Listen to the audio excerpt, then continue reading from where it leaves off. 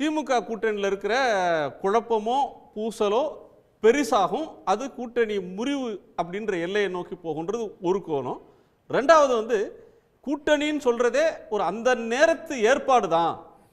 அந்த தேர்தலில் ஜெயிக்கிறதுக்கு வைக்கிற வியூகம் அந்த நேரத்துக்கு ஏற்பாடு. அது பெரிய கெமிஸ்ட்ரி அந்த அந்த ஏரியாக்குள்ள அவர் போகும்.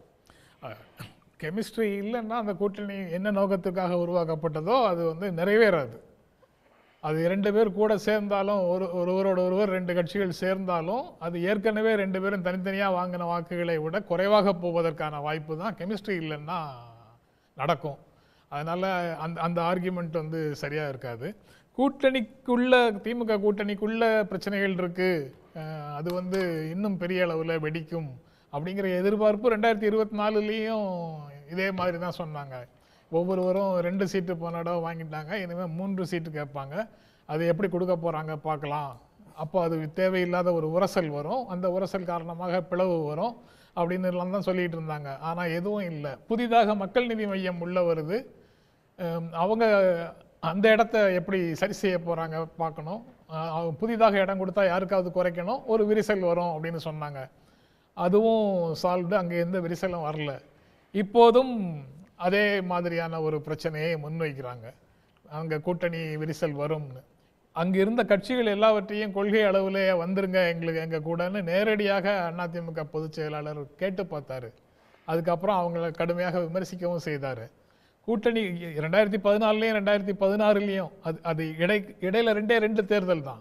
கட்சி தொடங்கிய காலத்திலிருந்து இடைத்தேர்தலில் கூட கம்யூனிஸ்ட் கட்சிகளோட கூட்டணியில் தான் அதிமுக திண்டுக்கல் இடைத்தேர்தலையே வெற்றி பெற்றது. முதல் தேர்தலையே கூட்டணியோட தான் வெற்றி பெற்றது.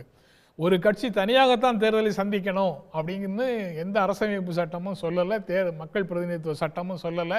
அது தனியாக ஒண்டி வாரியான்னு கேட்குற மாதிரியான ஒரு வெற்று சவடால்ங்கிறத தவிர ஒரு கட்சி தனியாக போட்டியிட முடியுமாங்கிற கேள்விக்கு எந்த விதமான பொருளும் இல்லை. அதிமுக பலவீனமாக இருந்தாலும் அதுவே பிரதான எதிரின்னு துணை முதலமைச்சர் உதயநிதி சொல்வது பலவீனமான அதிமுகங்கிறது கடந்த தேர்தல் முடிவுகளின் அடிப்படையில்.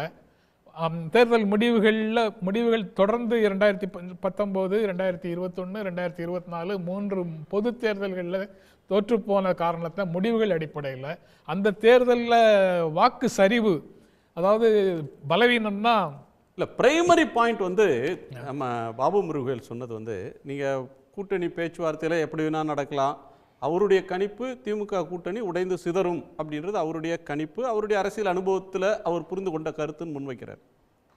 ஆனால் அவர் ஸ்டவுட்டாக மறுக்கிற விஷயம் அதிமுக பலவீனமாக இருக்கிறதுன்னு திரு உதயநிதி துணை முதலமைச்சர் அவர்கள் சொல்கிறத நான் மறுக்கிறேன் அப்படிங்கிறார். அது 2016 தேர்தல் வரைக்கும் அவங்க வலிமையாக இருந்தாங்க, உண்மைதான். ஜெயலலிதா இருந்தாங்க. அதுக்கப்புறம் 18ல் இவர் பொறுப்பேற்றதற்கு பிறகு 19 தேர்தலில் இருந்து நீங்கள் 19ல் அவங்க 14% வாக்குகள் கூட்டணியில் குறைஞ்சது. அதிமுக 19.99% வாக்குகள் தான் 19லேயே வாங்கிச்சு. அதாவது அதுக்கு முன்னால் அந்த சரிவு 25%, 24.93% 2019 தேர்தலில், மக்களவைத் தேர்தலில் அதிமுகவுக்கு சரிவு. 2024ல் அவங்களுக்கு அவங்க பெற்றது அதிமுக பெற்றது 20.46 தான். அப்போ அந்த 19, 20, அதுக்கப்புறம் 21ல் 33%, சட்டப்பேரவை தேர்தலில் 33% அதிமுக வாங்கியிருக்குது உண்மை. திமுக 37.7, இவங்க 33ன்னு வாங்கியிருக்கிறாங்க, உண்மைதான். அதுக்கு பிறகு மக்களவை தேர்தல்களில் இவங்க தனியாக நின்ற போது பெரிய சரிவு. இப்போ அந்த 21ல் இருந்த அதே நிலைமையும் இப்போ இல்லை. அது இந்த பெர்செப்ஷன் வாரில் அவங்க பலவீனமாக இருக்கிற ஒரு தோற்றம் கிடைச்சிருக்குது. அது யார் செட் பண்ண நேரேட்டிவ் அப்படிங்கிறது அது உண்மை இல்லை. திட்டமிட்டு அதிமுகவை மட்டம் தட்டுவதற்காக அதிமுக பலவீனம் அடைந்து விட்டதுன்ற ஒரு பரப்புரை தொடர்ந்து மேற்கொள்ளப்படுதுன்றார். ஆமாம், அதிமுக ஒருங்கிணைய வேண்டும், அப்படி ஒருங்கிணைந்தால்தான் வெற்றி பெற முடியும் அப்படின்னு திமுக சொல்லிச்சா? அப்போ பலவீனமாக இருக்கு, அதனால கூட 2 பேரை உள்ள சேர்த்துக்க வேண்டியது இருக்கு. கட்சிக்குள்ள சேருங்கன்னு சொல்லி பார்க்குறாங்க ஒரு கட்சி, அதுக்கப்புறம் கூட்டணிக்குள்ள சேர்த்துக்குங்கன்னு சொல்லி கேட்டு பார்க்குறாங்க அதே கட்சி. அவங்க கூட்டணியில் வேற இருக்கிறாங்க.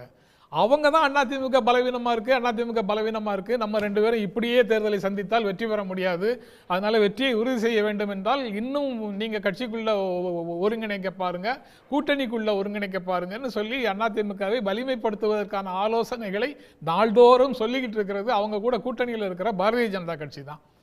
அது போக பலவீனம்னு சொல்றது மக்கள் ஆதரவை இழக்கிறதும் வாக்குகளை குறைவாக பெறுவதும் மட்டுமல்ல, அதிமுக தன் திராவிட இயக்கத்தினுடைய நீட்சி என்று பெற்ற பெயர்ல கொள்கை அளவுல பலவீனமாக போயிடுச்சுங்கிறதும் உதயநிதியினுடைய கவலை இல்ல ஒரு முக்கியமான கவலை. நீங்க வந்து எந்த எம்ஜிஆர் வந்து ஏடிஎம்கே வந்து பிஜேபியோட வச்சிருக்கிறது ஒரு ஸ்ட்ராட்டஜிக் அலையன்ஸ். உங்களுக்கு இன்னைக்கு கூட்டணி தேவை, அதுக்காக வச்சிருக்காங்க. அப்படி கூட்டணிக்கு வச்சதுனாலே ஏடிஎம்கே தன்னுடைய கொள்கைகளை முற்றுமுழுதாக திறந்து விட்டது, ஒரு செக்யூலர் கேரக்டரே இழந்துருச்சு அப்படி சொல்ல முடியுமா? கிட்டத்தட்ட பல அக்கேஷன்ல நீங்க பார்க்கலாம். அந்த கூட்டணிக்கு பிறகு அவங்க வந்து பாரதிய ஜனதா கட்சியினுடைய குரலாகவே அவர்கள் ஒலிக்கிறார்கள் அப்படிங்கிறது பல இடங்கள்ல பார்க்கலாம்.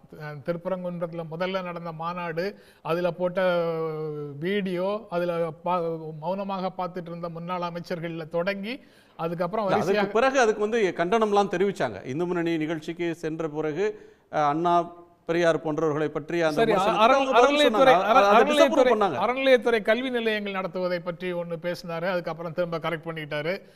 இப்படியே முதல்ல ஒலிக்கும் குரல் பிஜேபியினுடைய குரலாகத்தான் அதிமுக குரல் வருது.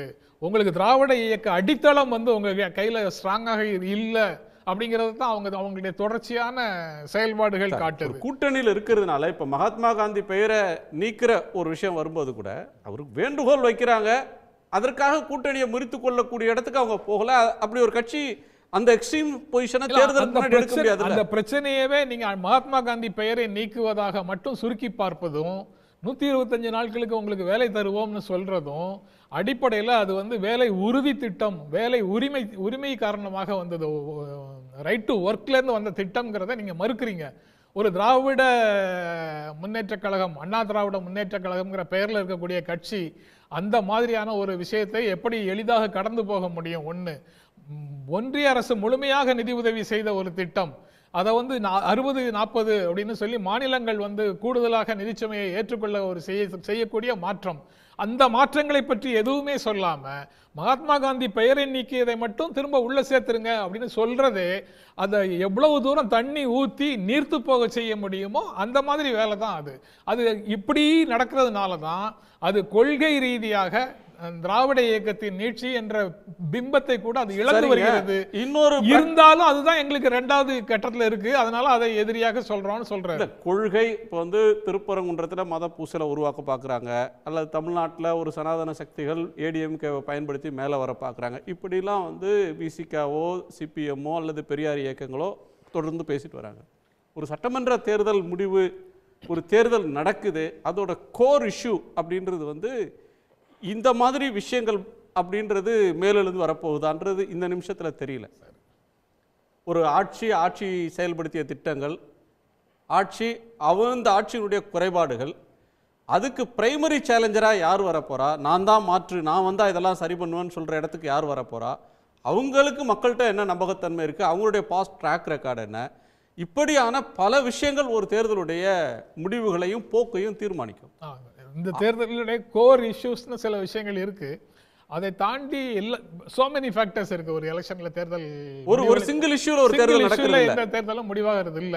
திமுக வாக்குறுதி கொடுத்ததை நிறைவேற்றவில்லைன்னு ஒற்றை புள்ளியில எல்லாரும் வாக்களிக்க போறது இல்ல.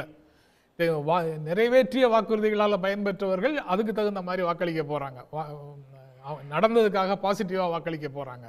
அதனால ஒற்றை புள்ளியில அந்த மாதிரி விஷயங்கள் போகாது. பல காரணிகள் அந்த வெற்றியை தீர்மானிக்கும் அப்படிங்கிறது ஒரு முக்கியமான செய்தி. அது தவிர அதிமுகவும் பாரதிய ஜனதா கட்சியும் அவங்க 2024 மக்களவைத் தேர்தலின் போது தனித்தனியாக வைத்திருந்த கூட்டணிகள் கூட இன்னும் திரும்ப அந்த இடத்துல வந்து சேரல. பிஜேபியோட நின்றவர்கள் இன்னும் இந்த கூட்டணிக்குள்ள வந்து சேரல.